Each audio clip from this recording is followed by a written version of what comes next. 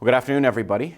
My name is Ted Lancaster. I'm President and CEO of Core Dealer Services, and I'm former CEO of Kia Canada. A little bit about myself. University, I would BSc in Law from George Mason University in Fairfax, Virginia. I played hockey for Raleigh and the Kansas City Blades, Kansas City in the IHL, that was San Jose's farm club. 25 years automotive experience. I've worked both OEM and retail, and the list is pretty long. Salesperson, F&I manager, sales manager, DSM, DPSM, RM director in retail, and on the OEM side, VP and COO. Happy to say that over the course of my career, I've had top CSI for Honda, Mitsubishi, and Mercedes for the regions that I was in charge of. Significant dealer satisfaction growth with both Nissan and Kia.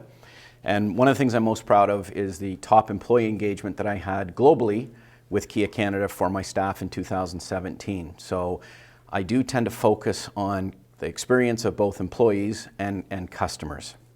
So today, what we're going to cover is the customer's mind.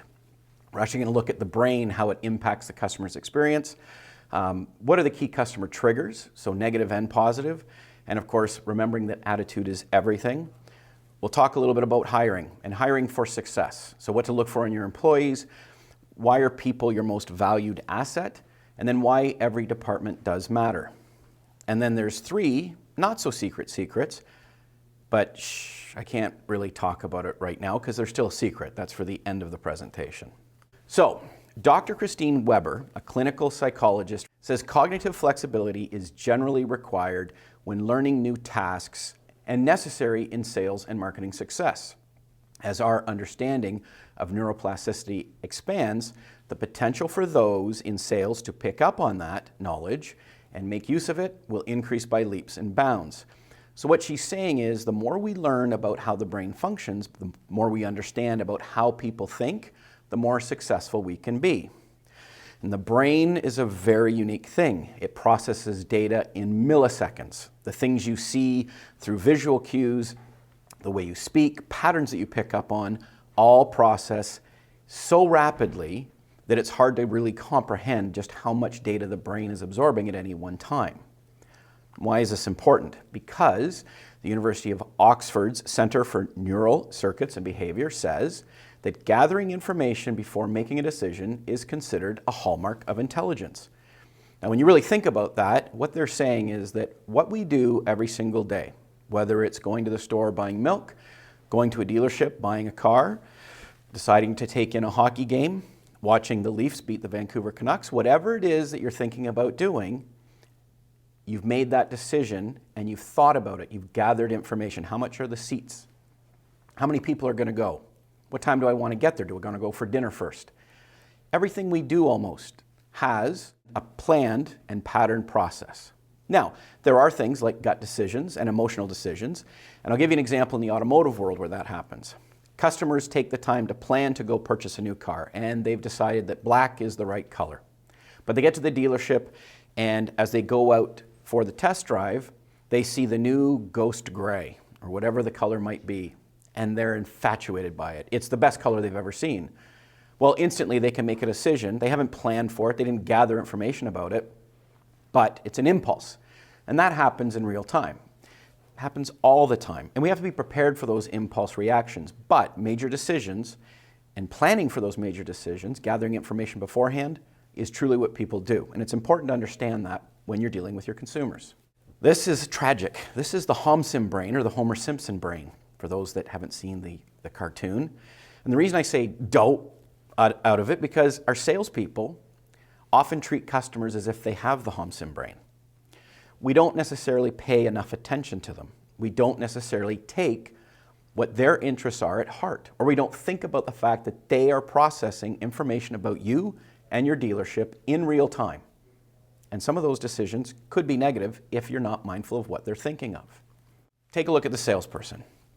Salesperson looks professional. The store in behind him looks beautiful and clean, looks very friendly. His paperwork looks great. He's got a brochure out.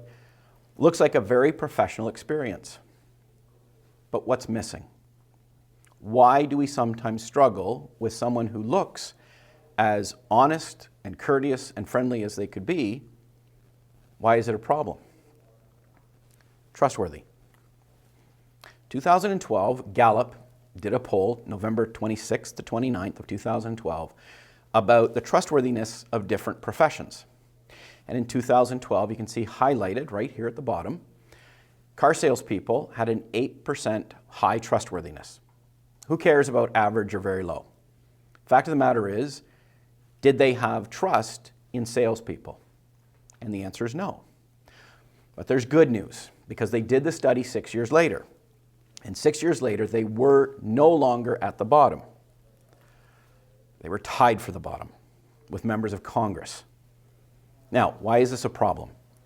Because as someone like myself who spent years and years working on the OEM side and working with dealers day in and day out, I saw the efforts that dealers were making trying to improve the customer experience.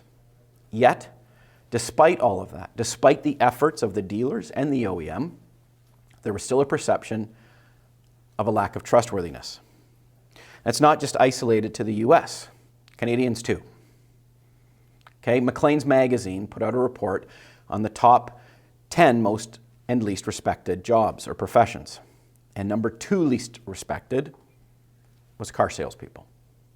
Now, a little bit higher than our US counterparts. The survey was a little bit different, but still down at the bottom. Why is this? This created a question for me. What are we doing wrong? I've watched dealers do incredible things to improve the customer experience, putting out food, putting out snacks, coffee, tea, whatever it is that the customers are looking for. And still, there's a lack of trustworthiness. Why is that? And can we fix this, is the question that I ask here. Can we fix this by understanding the customer's mind better? What are they thinking? What do they see when they come into the dealership? Well, the functions of the brain are very unique. We do auditory functions and motor and speech production, voluntary movement, motor skills, everything we do, deciding to reach my arm out to the right or point to the chart on the left, everything is dictated by the brain. So you understand that it's very, very complex. And I'm not going to get into all the complexities. I'll make this as easy as possible. But because we process so much data, understanding how that's processed is a big help to understanding how to connect with your customer. So I'm going to go into one specific area of this, and that's the 5 senses. So we always talk about sight, hearing, touch, smell, all the different senses that make up what we do in a daily routine, in a daily operation, that fulfill the need for us to connect with people, for us to understand what's happening around us. Now, let's talk about sight. Sight is number 1. This is the most important part. The reason sight is so important is because what we see and the amount of information that we collect through visual cues is incredible. When I stand before a group of people and talk about this, I can look straight ahead. And out of the peripheral, I can see the sign to my right, the sign to my left. I can see the picture down here on the board. I can see the lights in the back. And I can see people out in front of me, all on their phones, paying very little attention to me. But that's okay. That's what's to be expected in today's society. And I'm not calling them out, so don't worry about that. I'm just trying to explain that we see so much, and that data in milliseconds is processed. So, think about the customer that drives onto the lot. Think about what they see. Is the lot clean? We're moving into winter months.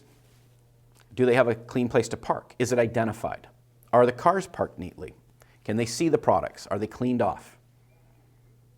Is the lot presentable? Does it have a nice layout? That's just the first of so many cues that the customer is going to experience as they come into your dealership. Let's say everything's fine, and they come through the front door. Is there someone at reception? Is there somebody that greets them? Are the desks a mess? Is the floor clean? Are there pictures faded on the wall? Are there blemishes on the wall? Does the store look in disarray? And when you think about the things I'm asking, the question becomes, what would your impression be? If that was you walking into a competitor store, or into a clothing store, or into a restaurant, and there were scuffs on the wall, there was food on the floor, how would you perceive that business that you're entering? I'm going to imagine not overly favorable. It's like point of sale material.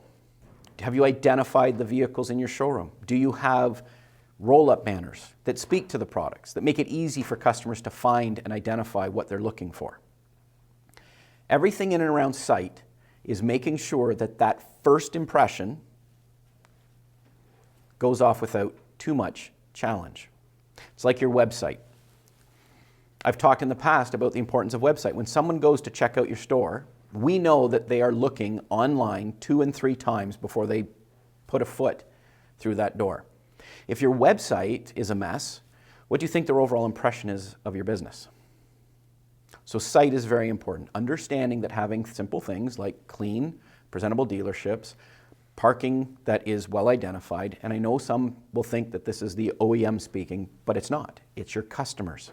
They want to be able to come to the dealership and experience something great, and the visual cues are the most important. Next is smell. I'm going to give you a really unfortunate story, but it is true, and this is one of those things that can happen. I was consulting with a dealer group, and I was spending some time at their dealership. And it was spring, and the city had decided they were going to do some work on the sewers. And unfortunately, there were 5 businesses that were really poorly affected by this. And it was over a week in time.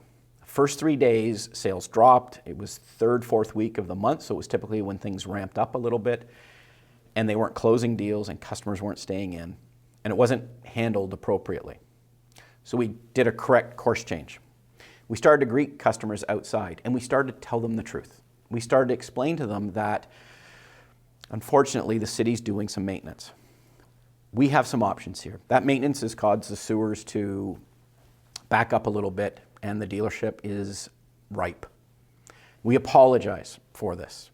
If you can stomach it, handle it, you're more than welcome to come inside.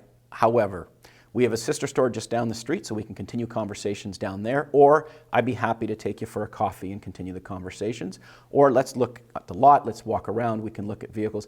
We found a way to make sure that it was explained to the customers why we weren't inviting them in the store, give them the opportunity to make a decision on what was comfortable for them, and guess what? We started to close deals, customers found levels of comfort, and things improved. It wasn't just because customers all of a sudden decided to buy, it was because we'd actually put actions in place to prevent their poor impression from becoming an issue of walk out and leave the business. Think about dealerships when you walk in and you can smell the service department. You can smell emissions. It's not comfortable for customers.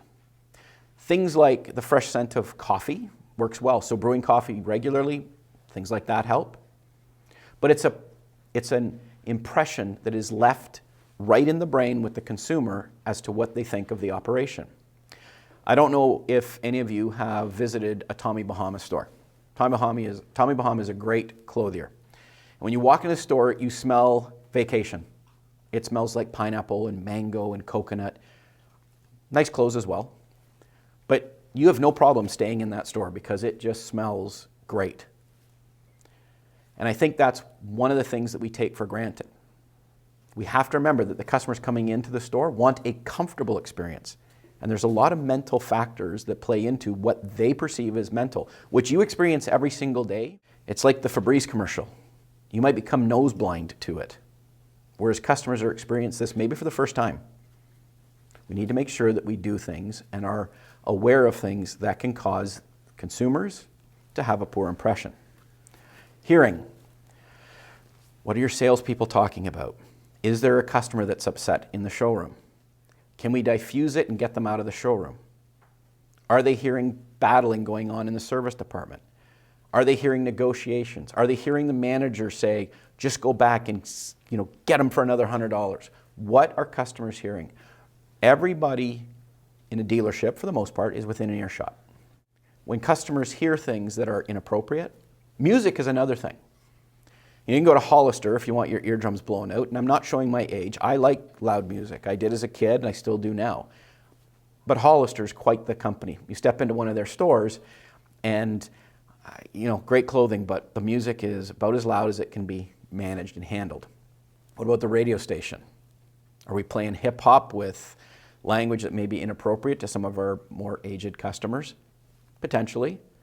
You got to remember there's a real dichotomy there between who might be managing the store, a young person, millennial, Gen Z, and who our client base might be, which is a mix of everybody, Gen X, millennials, even baby boomers.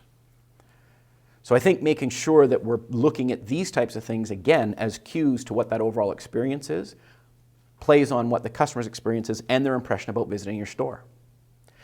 Next time you look at your orphaned list or customers that haven't come into your service department, take the time to call a few of them and say, you did a lot of service with us over the years and all of a sudden you stopped. What changed?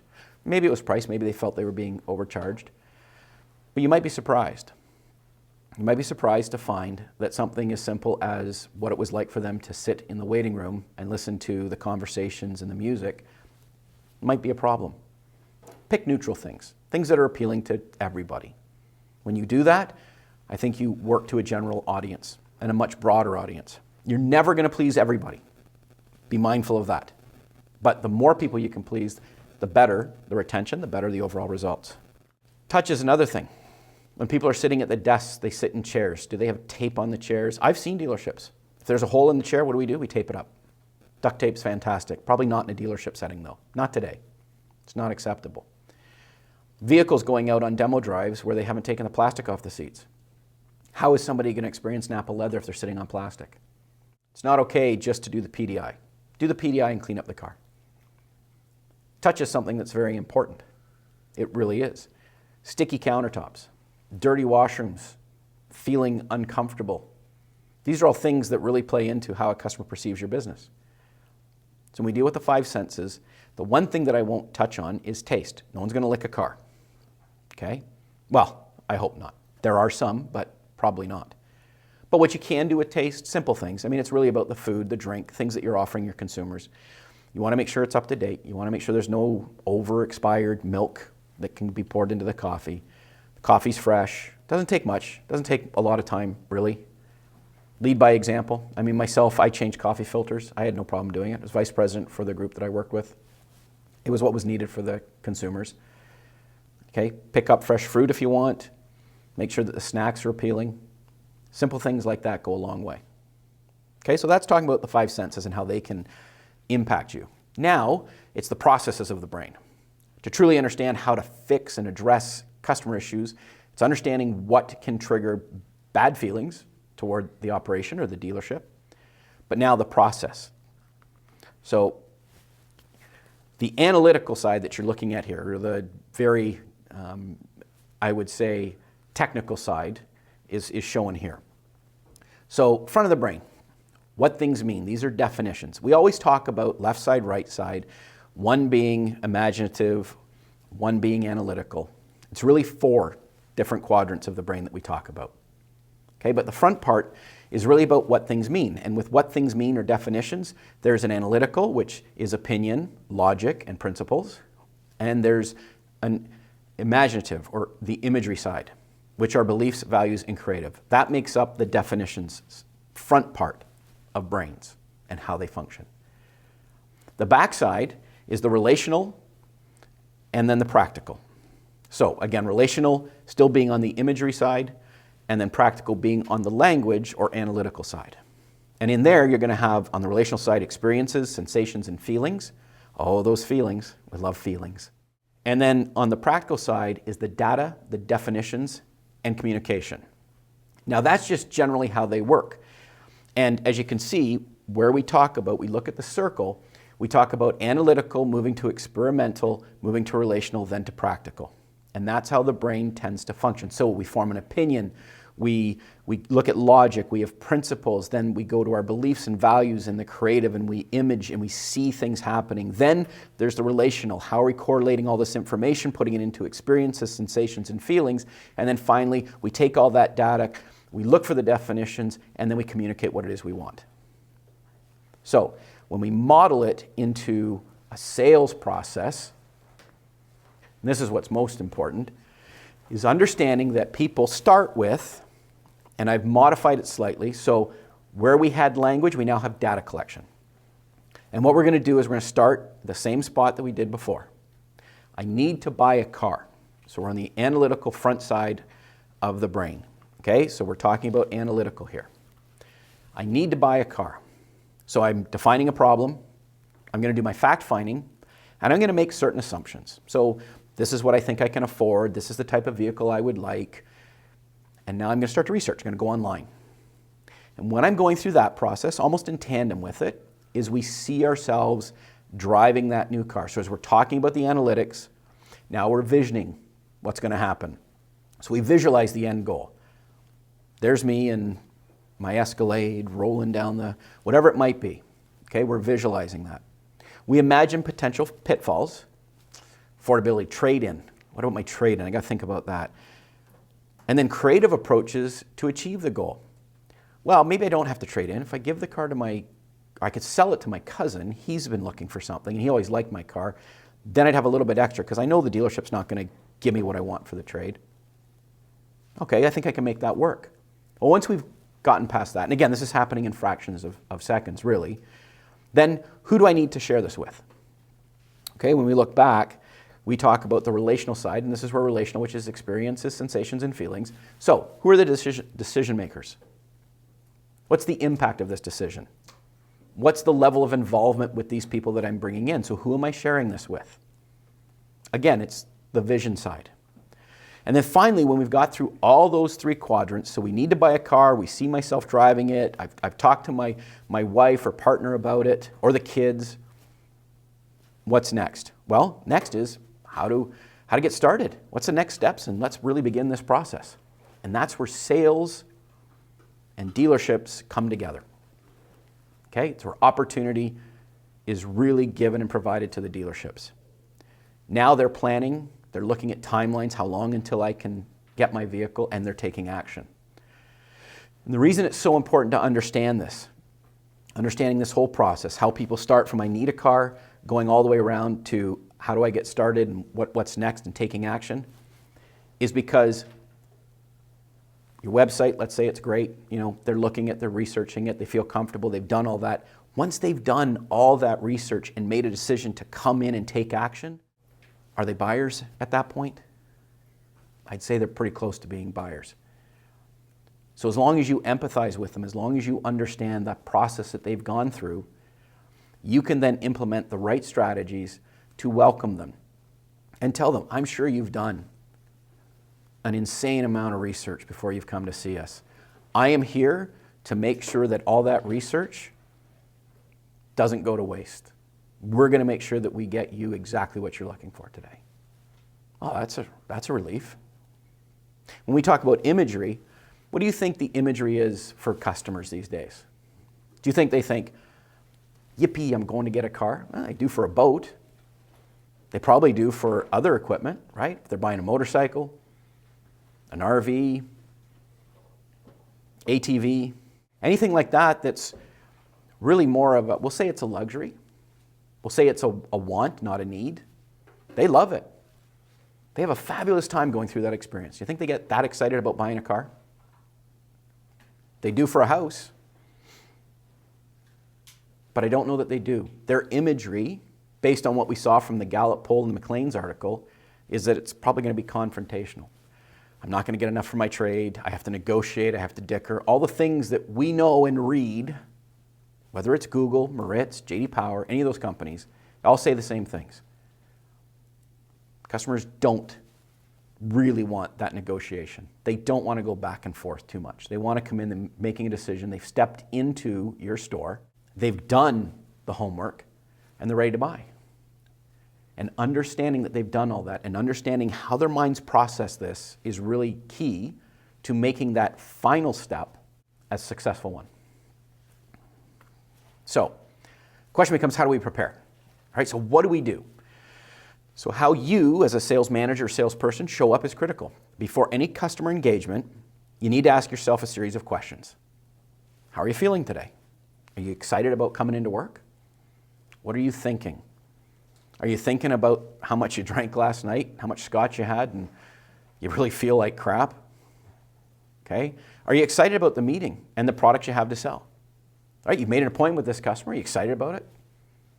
Customer might have reached out. They've done the lead, right? You followed up. You've done everything you can to get the customer to come through the door. And now you understand that process. Are you excited about seeing them? Are you going to make it fun? Are you going to make it enjoyable? I'd like to think yes. Have you remembered everything that you need? You know the vehicle. Is the vehicle cleaned? Is it in A1 working order? You've test driven the vehicle to make sure that when they come in, there's no hiccups, no problems, it's got gas in it, everything's going to go smooth. Have you taken that time? And ultimately ask yourself, how do I want this experience to go? Because I think you can never get that wrong. I'm going to tie back into that later on with the 3 not-so-secret secrets, but quite honestly, if you ask yourself, how do I want this experience to go? You won't get the process wrong. And next we have to understand, how do we make it good for the customer? How do we make them feel comfortable and they want to buy from us? I suggest that we create an environment with your customer that, number 1, alleviates uncertainty. Make them feel at home. Make them understand that you're there to help them, that none of their questions will go unanswered, that you connect emotionally with the customer. And I don't mean you reach out and give them a hug, not in today's environment. Okay? But connect emotionally. Understand their needs, understand their wants, that life situation that brought them in that day. You include the customer in the product vision and future. We talk about the imagery side of the brain.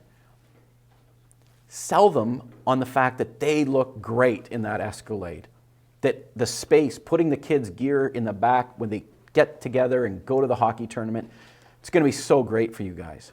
I mean, I can see you as a family driving, having fun in the countryside, laughing, kids watching movies in the back. Provide them with that vision of the future ownership. Provide a process that will allow the customer's brain to choose or decide. One of my predecessors was up here and he's talking about asking over and over and over. And all the customer would see then is the sale, that you're looking for money, you're looking to close a deal. Don't do that.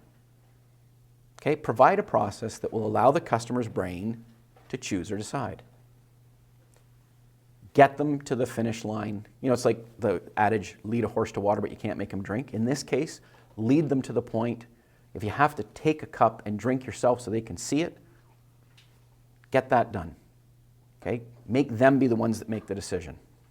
And then show how you can provide a tangible benefit to the customer for choosing you and your dealership. It doesn't have to be monetary. It could just be services that you provide as a courtesy. Make sure they understand everything about your dealership. Everything you do, whether it's community-driven events, whether it's a courtesy wash every time they come in, complimentary tire storage, whatever it is, make sure you remind them of the benefits of doing business with you. If you do that, I think you'll see great success. This gentleman here to my left, that's Cousin Jim. Okay, Jim is a doctor at Stanford University. And I reached out to him to understand as much as I could about the brain, and I asked him, what is it? What is it that makes up the decision pattern in individuals? And his comment was, incentives, mostly financial, drive decision-making and how one feels about the experience of that decision. Now, had he stopped there, I could have stood up here and said, give your customers the best discount possible and everything will be fine. But he went on to say, however, the overall experience is truly determined not on financial factors alone. Ensuring that people are treated in a professional manner, you are honest and trusted is the only way to ensure success in a transaction. So, yes, customers are payment conscious. Yes, they are price conscious. And making sure that we provide, I'm not going to say a good price, but good value is important. I ask people all the time, would you pay more for a great experience? Or have you in your life paid more for a great experience than you could have if you just bought someplace else? And a lot of people say, yes, they have. I know I have. And I don't have an issue with that because I feel good about that experience. So to me, that's the value proposition. Understanding that customers' minds work the same way, all of ours work very similar, is important. So again, it's not about price. It's about the overall experience and being honest and trusted. That will get you and garner you additional opportunities with your consumers. So let's look at a study of one specific company. It's Ritz-Carlton. So in the book, Excellence Wins. And for those of you who haven't read it, buy it, pull it up online and read it. Okay, it's the co-founder of Ritz-Carlton, Horst Schulze. And he explains how he implemented a policy empowering every employee to spend up to, don't be shocked, $2,000 to make guests happy. In that book, there's a story about the housekeeper named Mary. Mary's a wonderful housekeeper. She was cleaning a room after an early departure, and as she was cleaning up the room, she found a laptop. I guess he had put it in the drawer and forgotten about it. So they contacted him just as he was boarding his plane to Hawaii. This was out of Atlanta. So what happened next was unbelievable and exactly what customer service is all about. Mary was put on a plane, the next plane out of Atlanta, heading to Hawaii. She flew there. He was staying at a property that was part of the Ritz Group. She hand-delivered it to him at the hotel. She didn't stay a day. She got the next plane out and flew back. True story. You can look it up and you can read it. It's fascinating, the level of service to make this one very good client as happy as possible. The best part about this was it's not just about empowering the employees and giving them the resources. So it's not about $2,000 or anything like that. It's about making customers happy. And often it will result in superior service and experience, okay? But the next step in this is what's most critical, and this is what the book Excellent Wins tells us. Share those stories. Ritz-Carlton every single week share stories like this amongst all their employees. They look at all the situations that they did and they share them. And you guys can do that too, whether it's a dealership of 15 or a dealership of 50. It doesn't matter. I still remember to this day when one of my former bosses pulled us together for a meeting. We thought we were all in trouble. He got a phone call from a customer, and he wanted to share it with everybody to make sure we understood the value of customers. And I got called out because, you know what I did? I saw a customer on the side of the road with a flat tire and had our dealer plate on it. And I stopped, and I helped them. That's it. It's the end of the story. I just cared. I cared enough because it was a client of the place that I worked. It was a GM store, my first job in the automotive. It was a great feeling. That customer came back and bought 2 more times. And all I did was just stop my car. So it's simple things, little things that make a huge difference in perception of the brain, how it works. Now, some of you recognize these 2 guys. They're stepbrothers. But hiring for success, how do we do it? Well, there's a divide. There's Millennial and Gen Z, or Gen Z, and then there's the older manager resistance that we're facing. The function of leadership, though, is to produce more leaders, not more followers. So it's not about changing out the people coming in that can benefit your business. If people are resistant to change, find a way to get them to change or change them. It is so important that we adapt to a new way of doing business and getting people that think and are like-minded with what our customers are expecting. So, a chart on millennials and Gen Z, and we can debate when they're born between, some say 1980 to 1996 for millennials, some say 97 to 2010 for Gen Z. Within there's a few years crossover, I'm sure. But what's the difference between them? Well, millennials, they grew up in an economic boom. They tend to be idealistic. They're mobile pioneers. They're really the ones that got everybody going with technology. They share their values. Most were raised by baby boomers, and Facebook and Instagram are their options of choice. That's shifted a little bit, but primarily that's what they make up. And then there's Gen Z, and they, raised by Gen Xers. It's me. Grew up in a bit of a recession. Tend to be pragmatic. They like to save money. They focus on saving money. They're mobile natives, so they grew up in a real technology age where cursive isn't really taught anymore. Everything's on the computer, the iPad, or tablet. They prefer brands that feel authentic, and this is one that's very important. What does feeling authentic mean? It's one that you can trust. It's one that you have confidence in, one you believe in, one that shares its values for everybody to read. And they prefer video, Snapchat and Instagram. So why do we struggle hiring these people? Why are we afraid of them coming in and being somewhat independent and somewhat demanding and being open about what they feel and what they want? We shouldn't be. They're our greatest asset. So 4 keys to remember in working with them. So when you're working with Gen Z and their slightly older counterparts, it doesn't have to be complicated, okay? The biggest shift to make is recognizing that young people today can provide a tremendous amount of value. And they can, from a technology standpoint, from a connection to people standpoint. Keep in mind, the buyers of tomorrow are the millennials of today and the Gen Zs that are growing up and making money and willing to spend it with people that they trust and believe in. Young people are exceedingly independent, okay? And technology has made responsibilities much easier to manage. So it's accountability that younger people are looking for. What does that mean? Simply means that they want you to believe in what they're doing. So if they're out there on social media and they're being funny and they're being innovative and they're bringing interested people into the store, or they're connecting with people and the number of people following them go up and up and up, and they're talking about your brand favorably, then guess what? That's a good thing, isn't it? More eyes on the product, the better. So embrace that. They're natives in a digital world and often understand the way things work even better than industry veterans who are managing them. Okay, so don't be afraid to leverage them. You wouldn't believe the number of dealerships I've gone to and said, why don't you make him your social media manager? Like, let him sell cars, but who cares? He can still sell cars between doing the fun stuff, taking pictures of the product and getting it out socially. Give him access to your accounts. Guys that are smart are adopting that. Absolutely. Look to the people that can do the job. There's nothing wrong with that. Leadership is about making sure that you put the people in place that improve the success of the operation. All right, what will keep a young person loyal to your company is what you do, okay? The activities you are engaged in on a day-to-day basis. In other words, it's not okay just to say it. You need to walk the walk to build loyalty. I have a very strong mindset that I will not ask people to do what I'm not willing to do myself. And I think if you are a leader and you're a truly successful leader, you have to be of that mindset.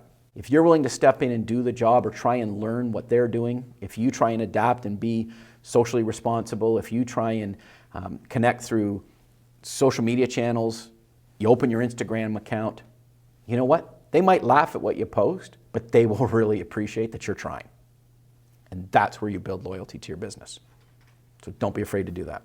Interview ideas to think about. This is a big one for me.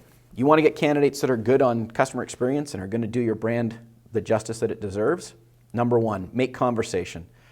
Get as far away from standard questions as you can. Formatted questions, everybody can plan for them. I can pull up on the internet right now 50 different articles on the types of questions to expect in an interview. Is that the real person? Are you going to get the real answer? Or are you going to get the canned answer that they've planned for? Give them a scenario and see how they would address it. Often you can gauge customer interactions through hypothetical analysis. So tell them about a scenario. What would happen if you had worked with a customer and you told them one thing that it had all-wheel drive and it didn't, and they were expecting it on the vehicle? How would you handle that situation? Let them tell you what they would do.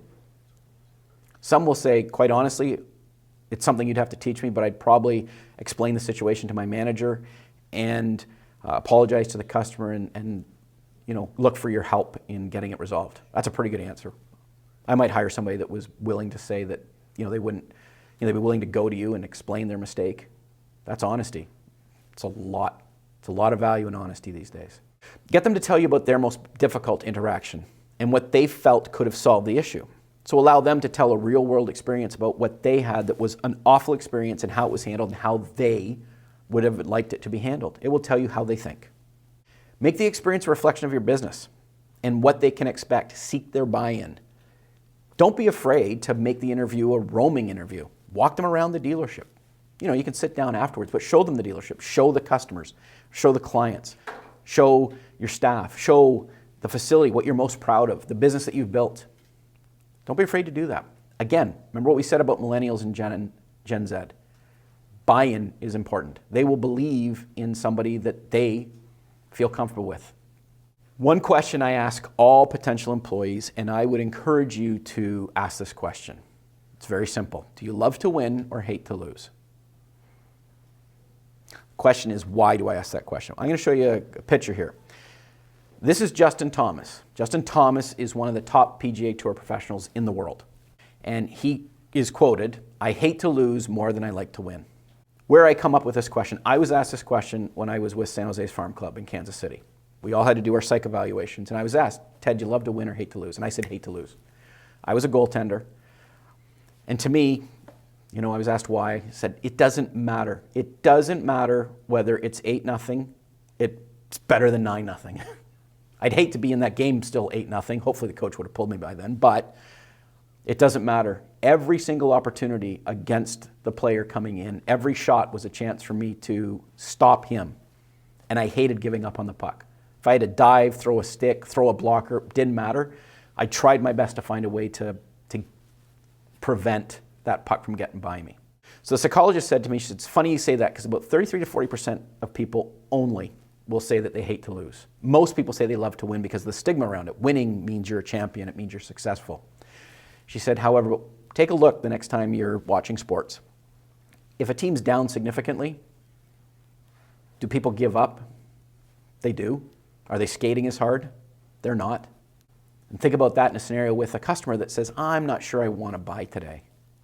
The person who loves to win may not continue to go after, may not continue to follow up, may not continue to do that little bit extra because they see getting the sale as the only victory. Whereas the person who hates to lose, is there a chance to call them back? Shall I call them in a week? Maybe they need just more time to think. I'm going to take the car to them. Next time they're in for service, whatever it's going to be, they're going to do everything they can because they hate to lose that sale. So that's why I asked that question. I think it's very important. There's no right answer. There's no wrong answer. But I find people that hate to lose better employees in every circumstance that I've come across. Now, some people say they love to win. Ask them to explain it. Because in explaining why they say they love to win, it's really that they hate to lose. They just aren't defining it the right way. So always ask them to explain it. But it's a great question to ask. All right, now we come to the summary side of things, okay? These are the 3 secrets to CX success. You can share them if you wish. Here we go. Number 1, treat people the way you want to be treated. This is not hard, folks. It's not me. I'm not the first person to say this. It's been said for years and years and years. My dad told me 3 things about business, and this was number 1. Treat people the way you want to be treated. How hard is it to wake up in the morning and go out and interact with somebody and think about that? If you think about that, it's like earlier in the presentation. How do I want this to go? How do I want this experience today to go with the customer? Same thing. Treat people the way you want to be treated. Do you want to be lied to? Do you want to be pushed? Do you want to be asked over and over, buy the car, buy the car, buy the car, buy the car? Or do you want to be consulted, presented, treated as if your money is of incredible value to the dealership? When you spend, I don't know, $30, $50 going out for wings and beers with your friends, what do you want that experience to be? Waiter or waitress? Do you want to be polite and friendly and courteous to you? Yeah, of course. What happens when they are? Do you tip more or tip less? Those that tip. I know if I have a great experience with a waiter or waitress, I tip more. It's all based on my experience. The only failure is the failure to try. Get your staff to understand that. If your answer to a customer is, nope, can't do that, conversation's over, they're out the door. You probably lost that customer. It's a lot easier to say, Mr. Harris, I'm going to do everything I can to make that happen for you. I know we've had some challenges getting pickup trucks right now. It's been very unique. Plants shut down. There's a whole host of reasons why. But if there's a way for me to get it, I'll get it for you. Absolutely. It just may take some time. Putting in an effort every single day is not hard, right? It takes zero energy to come to work happy, reach out to a customer a second or third time. It takes no energy. So the only failure really is the failure to put in an effort. The last one, and one that's very important, be honest. Integrity matters to your dealer principal, to yourself. The only thing that we own outright is our integrity. It's yours to make or break. So, if you take the time to be truthful with a customer, if you are open and honest with them, how comfortable do you think they're going to be about doing business with you?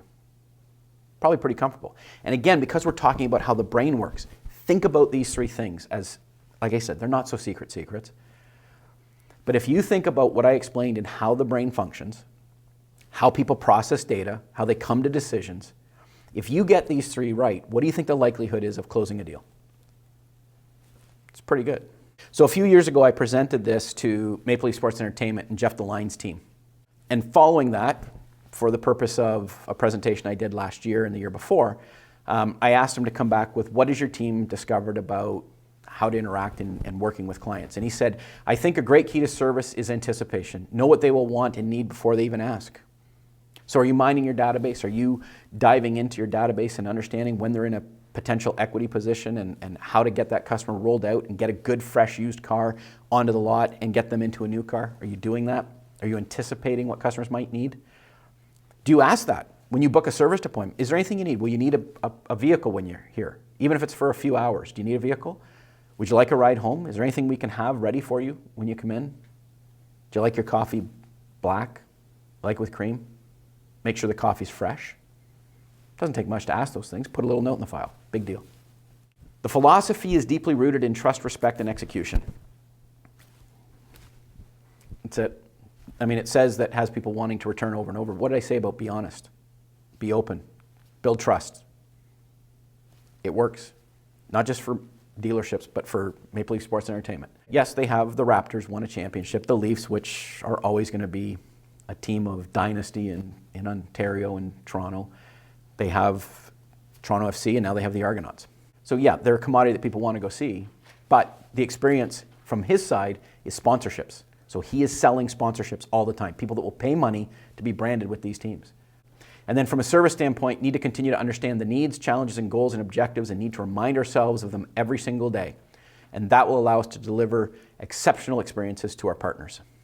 Maybe you don't believe Jeff, but maybe you'll believe JD Power. So this was provided to me by JD Power, JD Ney, who works for JD Power. I've known him for a number of years.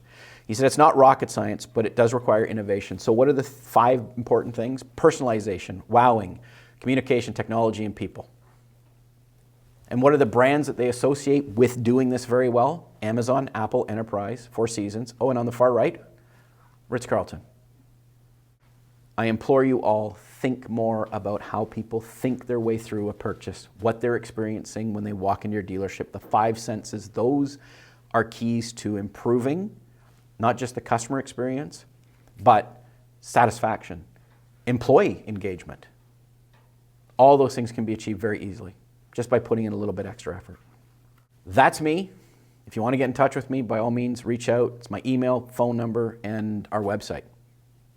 Anybody wants this, if they want to hear this presentation, want me to do it for your staff, just let us know. I'll be happy to do it. All right, thank you very much. That was fun. Have a great day.